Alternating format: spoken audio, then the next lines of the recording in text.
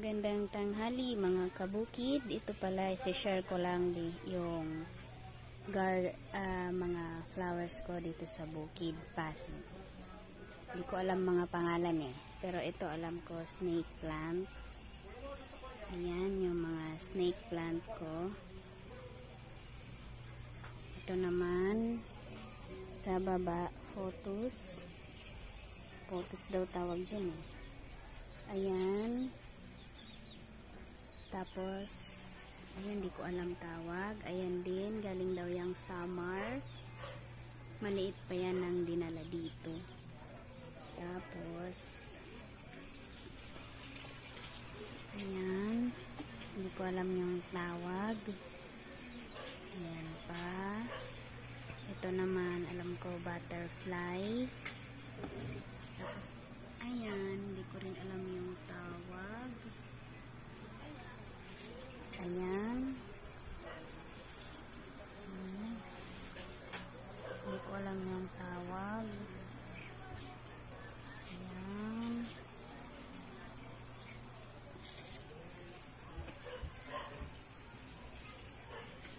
Ito, million flower daw to kaso namatay. So, ayan yung iba. Ito, anthurium. Ayan, anthurium. Medyo nabuhay-buhay na. Ayan naman, di ko alam anong tawag. Ito naman, mga fern. Fern daw yan Ewan ko kung ano yan. Ito naman, di ko rin alam yung tawag. Hiningi ko lang yan sa kapitbahay.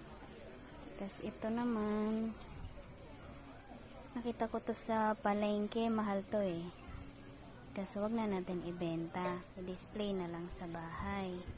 Ayan, ito din. Hindi ko alam anong tawag. Tapos ito naman yung bonsai ko na niyog. Yung binonsai ko na niyog. Mga 5 months na yan. So, ayan naman yung gumamela kong white. Ayan yung rose. Right, parang iba yung kulay sa video. Tapos, punta naman tayo dito. Ayan, di ko alam kung anong mga tawag. Ayan. Sayang yung iba, wala na kasi pinatanggal ng may-ari ng lupa. Bawal daw. Ganda kasi. Excuse me. Nabilao ka na ko. Ayan. Ayan naman yung gumamela ko na red. Wala pang bulaklak. Tapos, ayan, San Francisco. Ang ingay, maraming aso. Pasensya na. Ito din yung niyog na bonsai. Kaso medyo, di naman siya naging bonsai. Lumaki siya. Ayan meron. Malaki na siya. Ayan Tapos, ayan, di ko alam anong tawag. Tapos ito naman yung aking sampagita. Nawala na yung iba kasi nasira na. Ito naman yung aking American rose. American rose na namulaklak. Tapos, ayan yung mga rose. Hindi pa namulaklak. Ito naman orchid. Parang hindi naman siya nabubuhay, ganyan lang.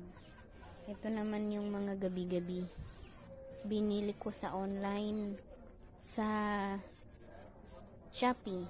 Tapos ito naman yung santan ko. Kakaano lang. Yun pa yung iba. Tapos ito, may balon sa tabi. 30 years old na daw mahigit. Pero bago pa lang yung harang. Tapos namatay na yung niyog. So, wala na akong maisi-share. Kundi ang manok. Panabong na manok. At yung oregano. So, yun lang mga kabukid. Dito may mga tanim to dati kaso pinatanggal ng may-ari kasi bawal daw. Bawal. So, sayang naman. sinira na namin. Yan pala yung bahay namin sa bukid. Sa bukid. So, yan. Pipigilan. Ayan, oh. So, bye-bye.